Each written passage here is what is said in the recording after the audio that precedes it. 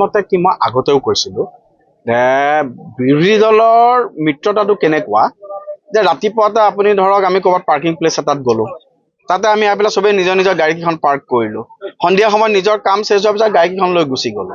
চ' বিৰোধী দলৰ যিটো মিত্ৰতা সেই তেনেকুৱা পাৰ্কিং প্লেচৰে মিত্ৰতা, তাতকৈ বেছি একো নাই। প্ৰথম কথা। দ্বিতীয় কথা, মিত্ৰতা কৰিবৰ কাৰণে এটা আইডিঅলজি থাকিব লাগিব, এটা কমন চেণ্টাৰ পইণ্ট থাকিব লাগিব।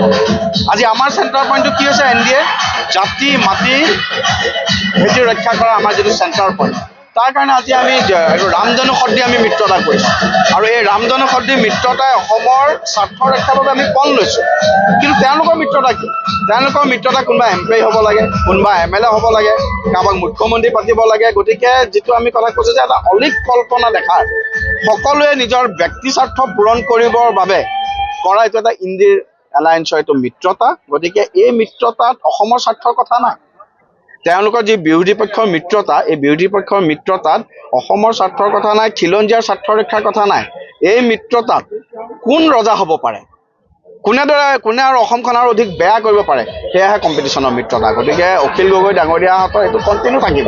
দেখিবলৈ পোৱা গৈছে যে অজিত দাই নতুনকৈ জইন কৰিছে এতিয়া অসম জাতীয় পৰিষদত, আৰু তাৰ পাছত জইন কৰি আজি এটা প্ৰতিক্ৰিয়া তেওঁ প্ৰকাশ কৰিছে যে এজন কেন্দ্ৰীয় মন্ত্ৰী বিমল বৰাই একোৱেই নাজানে, তেওঁ কোনো সামাজিক দায়বদ্ধতা নথকা কথা কয় বুলি তেওঁ উল্লেখ কৰিছে। এইটো কিমান দূৰ গ্ৰহণযোগ্য আছে? অজিত ভূঞা ডাঙৰীয়াই নিজকে বহুত জানা বুলি ভাবে। সন্মান কৰিছিলোঁ তেখেতক এজন সাংবাদিক হিচাপে। কিন্তু অজিত ভূঞা ডাঙৰীয়াৰ কেইদিনমান আগতে তেখেতৰ যদি MP ফাণ্ডৰ কাম, যিজন ব্যক্তিয়ে নিজৰ MP ফাণ্ডৰ কামটো ভালকৈ কৰিব নাজানে, তেওঁ অন্য কথাটো ক'লে ভাল লাগে জানো? প্ৰথম কথা। দ্বিতীয় কথা, এইজন ব্যক্তিয়ে অসমৰ যি সুবিধাবাদী ৰাজনীতি, এই সুবিধাবাদী ৰাজনীতিৰ নিজকে এটা দৃষ্টান্ত হিচাপে স্থাপন কৰিছে।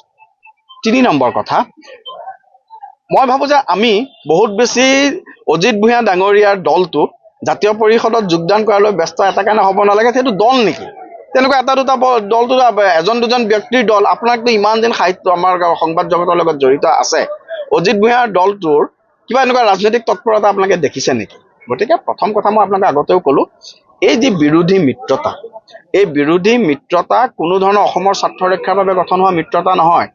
এই মিত্ৰতা হৈছে কোনোবা কেইজনমান ব্যক্তিৰ ৰাজনৈতিক স্বাৰ্থ পূৰণৰ বাবে গঠন কৰা মিত্ৰতা। আৰু আটাইতকৈ ডাঙৰ কথা, আজি কংগ্ৰেছৰ লগত জাতীয় পৰিষদে কেনেকৈ এলায়েন্স কৰিব? 855জন শ্বহীদৰ হত্যাৰে তেজ ৰাঙলি কৰা কংগ্ৰেছ, 855জন শ্বহীদৰ 10 ডিচেম্বৰত খগেশ্বৰ তালুকদাৰৰ কথা মনত পেলাওক। সেই খগেশ্বৰ তালুকদাৰৰ হত্যাকাৰী কংগ্ৰেছৰ লগত কেনেদৰে লুৰিণ গগৈ লগ লাগিব? এইটোতো আৰম্ভণিতে এইটো ফল, এইটো এটা মানে সম্পূৰ্ণৰূপে অসমৰ স্বাৰ্থ বিৰোধীৰ এইটো ৰাজনৈতিক মিত্ৰতা। এই মিত্ৰতাই অসমৰ জনগণৰ কেতিয়াও আশীৰ্বাদ নাপায়। এই মিত্ৰতাই আমাৰ কেইটামান অচিনাকি মানুহৰহে যি গোট আছে, সেই অচিনাকি মানুহৰ মানে স্বাৰ্থ ৰক্ষাৰ বাবে গঠন হোৱা মিত্ৰতা।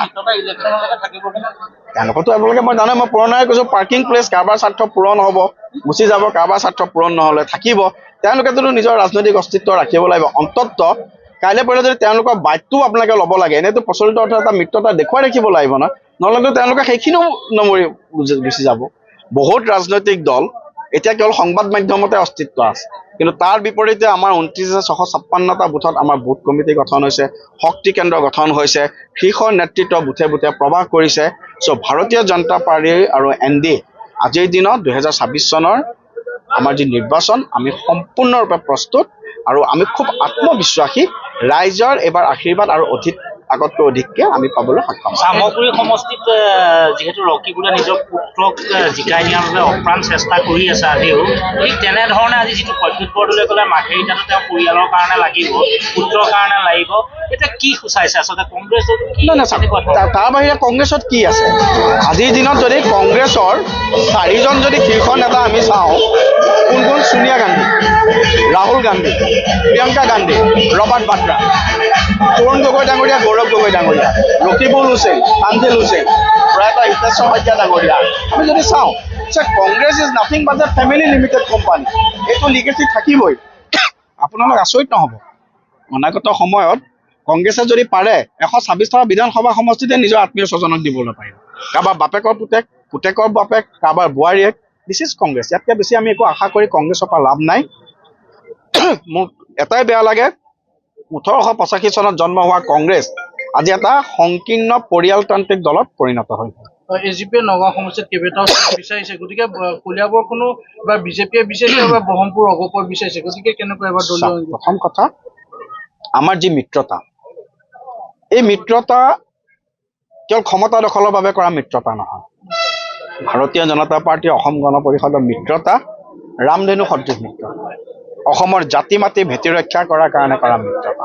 গতিকে এই মিত্ৰতাৰ ক্ষেত্ৰত ভাৰতীয় জনতা পাৰ্টী অসম গণ পৰিষদৰ শীৰ্ষ নেতৃত্বই যি সিদ্ধান্ত লয়, প্ৰত্যেকজন কাৰ্যকৰ্তাৰে বিচৰাৰ অধিকাৰ আছে। প্ৰতিজন কাৰ্যকৰ্তাৰ প্ৰত্যেকটো ৰাজনৈতিক দলৰ সি ভাৰতীয় জনতা পাৰ্টি হওক, অসম গণ পৰিষদ হওক, বিচৰাৰ অধিকাৰ আছে। কিন্তু ইয়াত আমাৰ সদায় নেশ্যন ফাৰ্ষ্ট, পাৰ্টি ফাৰ্ষ্ট। গতিকে ইয়াত আমি বিচৰাৰ অধিকাৰ আছে, কিন্তু ভাৰতীয় জনতা পাৰ্টী অসম গণ পৰিষদৰ শীৰ্ষ নেতৃত্বই যি সিদ্ধান্ত ল'ব, সেই নেতৃত্ব প্ৰত্যেকজন তৃণমূল পৰ্যায়ৰ কাৰ্যকৰ্তাই মানি ল'ব। এই ক্ষেত্ৰত আপোনালোক নিশ্চিত